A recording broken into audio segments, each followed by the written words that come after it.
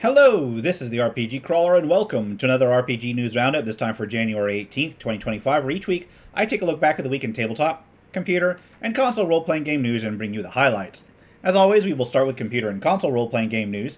The action RPG Achilles Legend Untold is having its Switch version released on January 23rd. It has been available on other platforms for a while now. Alterium Shift will be getting a Kickstarter launching on February 4th. It looks like it'll be a JRPG, and I'll undoubtedly cover the Kickstarter when it launches. Starlight Legacy is set to hit the PC on February 6th. It'll be a 16-bit style RPG and have console versions planned for later in the year. It looks pretty classic in its presentation. Shujinku will be launching on February 13th. It'll be a language learning dungeon crawler where you, I guess, learn Japanese as you go along. It's set to hit the PC as well as the PS5. Everhood 2 is set to hit on March 4th. It'll target the PC as well as the Switch and feature a lost soul who awakens outside of reality and joins a cosmic conflict. Crashlands 2 is set to hit on April 10th. It has you playing an intergalactic trucker who crash lands on a planet while on vacation. The classic Lunar series is getting a remastered collection launching on April 18th. It'll include remasters of Lunar Silver Star Story Complete and Lunar 2 Eternal Blue Complete. It looks like it'll target the PC, PS4, Xbox One, and the Switch. Void Sails releases on May 1st and will target the PC. It has you playing a ship captain searching for your father, visiting different worlds while collecting artifacts. Rune Factory Guardians of Azuma will launch on May 30th and target the PC as well as the Switch. Latest in the Runes Factory series, it's set in a Japanese-inspired realm. The Blood of Dawnwalker was officially revealed. Developed by Rebel Wolves and published by Bandai Namco, it'll target the PC, PS5, Xbox Series X/S, and will be set in the alternate 14th century. The third game in the Thea series is being worked on. It looks like it'll target the PC, with console versions to follow later. Death Howl was announced. It looks like it'll be a turn-based deck builder with Souls-like elements and what looks to be an interesting art style. There'll apparently be a demo available soon. As far as actual releases go, Tyrant's Realm saw its release. It is a roguelite action RPG inspired by PS1 style visuals. Broken Alliance is an early access and is an adventure RPG strategy game where you choose a faction in the vein of the old Heroes of Might and Magic style games and King's Bounty, things like that. 8-Bit Adventures 2 saw its console launch, and while it did, it got a free DLC for all platforms. It adds a couple new hours of content as well as a new post-game dungeon. Skystead Ranch is a creature collecting RPG, sort of life sim, where you work to transform a sky island into a proper farm and sanctuary. Tales of Grace's F Remastered is an action RPG, I think like the second or third remaster of this particular game. With this one, includes an alternate story after the main scenario. Dragon Ruins 2 is an old-school-looking first-person dungeon-crawling RPG. And then Cyclopean, The Great Abyss, is a Lovecraftian-themed classic-looking RPG, complete with old-school monochrome graphics, with both tile-based overworld and grid-based first-person dungeon elements, so kind of like a Lovecraftian version of Ultima or something. Umbra, The Last Summoner, is a party-based RPG with turn-based combat, where you play the Last Summoner trying to stop a demonic invasion by summoning various heroes. Heroes of Hammerwatch 2 saw its full release and is a roguelite action RPG with town building and multiplayer elements. There is a demo available. Hyperlight Breaker entered into early access and is a 3D action-adventure RPG in the same sort of world as Hyperlight Drifter. Finally, A Sword of Jade, Parallel Dreams, is a very old-school-looking 2D party-based RPG. And it's apparently old-school-looking because it was originally an MS-DOS game, but it's been updated and runs natively on modern systems. And I am fully aware that there were certain, hirings and firings in certain computer RPG companies, like the head of Veilguard, or one of the designers behind Veilguard, decided to leave to pursue other topics. I don't particularly follow that because I honestly didn't consider Veilguard an RPG, and I've got a pretty open definition of RPG. But yeah, it's interesting to see what's going on. It's like the industry is reshuffling. And speaking of reshuffling, we'll move on to tabletop RPG news. It looks like Paizo is looking to take the crown of stepping in it from Wizards of the Coast this year. Jason Bullman enraged at the hint that somebody whom he disagrees with might have cause to enjoy one of the Pathfinder products. issued a demand that Vice President-elect of the United States, J.D. Vance, return his Pathfinder stuff if he indeed played it. And I'm presuming he considers anybody that might identify him or actually hold similar views to him not play his game anymore. So it seems interesting that when asked about it, Paizo officially stated no, they're not going to have a buyback or recall. So apparently virtue only matters until you actually have to, spend money on it and enforce it. Oh well. I do think, however, that it is important to honor people's wishes. And while I don't consider myself like a hardcore conservative or anything, people who have watched my channel know that I'm like more libertarian type. I do believe in honoring people's wishes, and therefore I am unlikely to purchase any Paizo products going forward. So, not a huge fat sacrifice for me because I haven't been particularly interested in many of their latest releases, but it's a shame because Pathfinder version 1 was actually a pretty good game. I know a number of my viewers do consider themselves interested in such things. That's the only reason I mention it. So that you have information in order to, decide on your future purposes. Wouldn't want to accidentally offend anybody by giving them money that they don't want. Of a more general note, however, more serious note. Well, actually, is it serious? Diamond Comic Book Distributors filed for bankruptcy. They owned Alliance Game Distributors, who will be sold off. This will impact the gaming, tabletop gaming companies, as they did owe money to Wizards of the Coast, Hasbro as a separate, Catalyst Game Labs, and a few others, including some that are involved with the miniatures, like miniature painting, miniature distribution, things like that. Hopefully, the impact will be limited in scope, because when something like this happens and people have to come up with money, it's always a business risk. However, Alliance Game Distributors will probably be acquired by Universal Distribution, which I've heard a few positive things of, although I have limited exposure to news from physical product distribution, so there is that. And of course, not being a comics guy, I can't really comment on the comics aspect of it, so if you've got any input, feel free to comment below.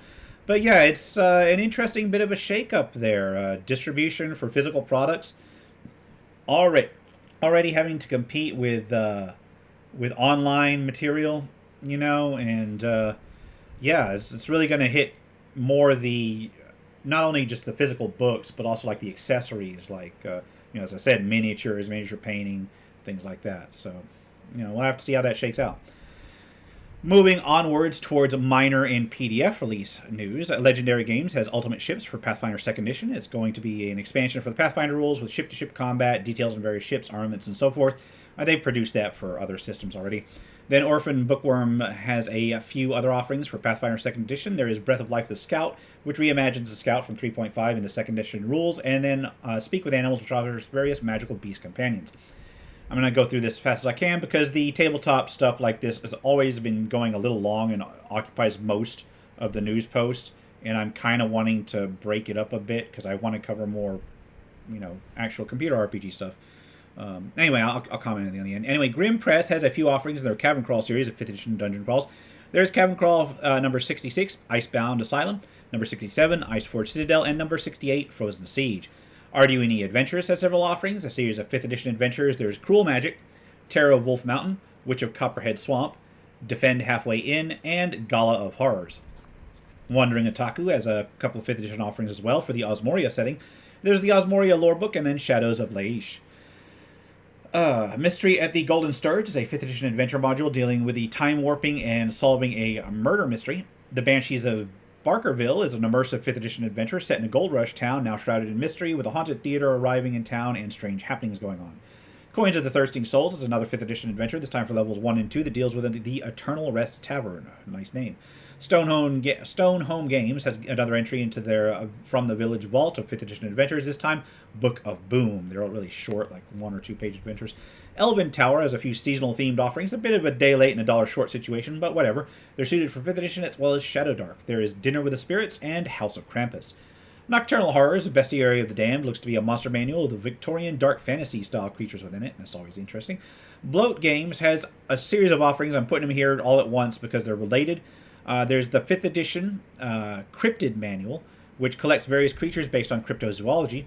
It's also available in a Dungeon Crawl Classics version. And then there's Volume 2 available for Old School Essentials and Survive This systems, along with an Ultimate Edition for the Survive This system that includes both Volumes 1, which I think I've covered in the past, as well as 2. So I'm not sure if the 5th edition one is just Volume 1 or like the Ultimate version, which collects all of them. I'd have to look into that. Anyway, Calavol's Magical Items is a collection of 45 magical items for 5th edition with some unique backgrounds and effects. And this chair needs some serious oil. Anyway, the Codex of Forbidden Arcana is a compendium of backgrounds, playable races, feats, magic items, subclasses, spells, creatures and monsters, and so forth for 5th edition. The Cursed Valley of Brennan Keene is a Dungeon Crawl Classics funnel adventure from Canthan Games. They also have the Elixir of Cosmodes. I don't know how to pronounce that. Fantasy names, yay. Sunday Matinee Crawls is a mysterious mystical lair of TOM, a Dungeon Crawl Classics RPG adventure, dealing with a quest into a pocket dimension filled with supposedly treasure, as well as traps and such. Creature Feature 1 is a collection of 111 monsters and adversaries stand out for the Shadow Dark RPG. Troll Lord Games has an adventure compilation for Castles and Crusades. Grafenwold Adventures has 4 either loosely connected or independent adventures, depending on how you want to play them.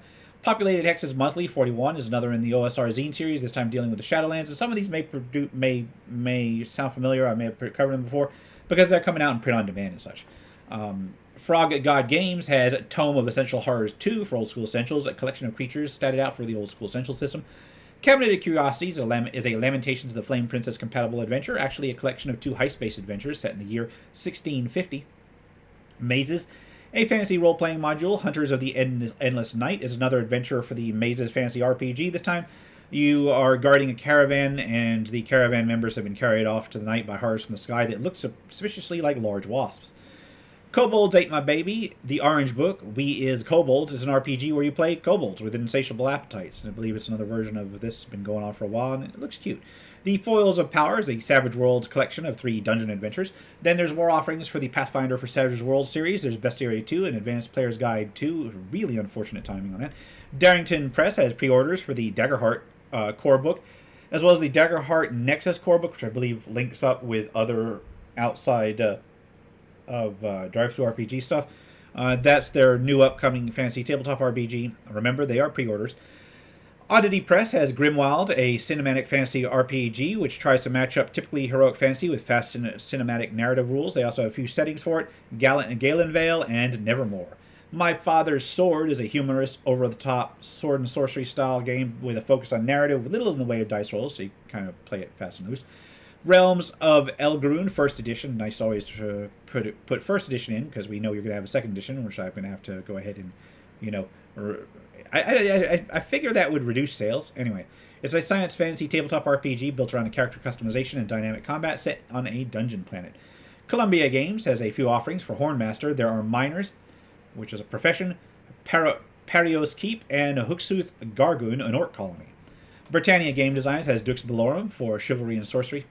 Art of the Genre has the Fast Combat Primer 2025 edition for the Fast Core RPG system, which I'd cover more of. They're producing a lot of stuff for this. The problem is that I'm having a hard time designating it in this roundup. I'm always pleased with Art of the Genre stuff. Anyway, this time this updates the rules and system changes based on the last few years of development since the Fast Core RPG came back in 2021, I think, so it's been a couple of years.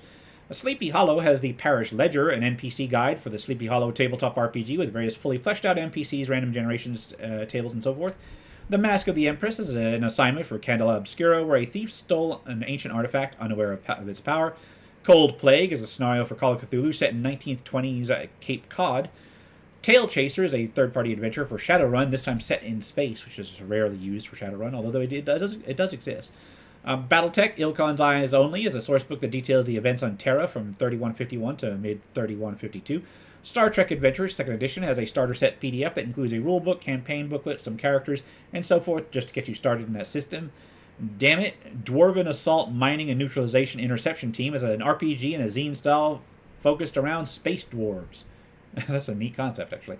Hermit King Studios has a couple of offerings for Traveler 2nd Edition. There's Freefall and Other Delights, which details psionics, and then the Crimson Veil, which is like an assassin's organization.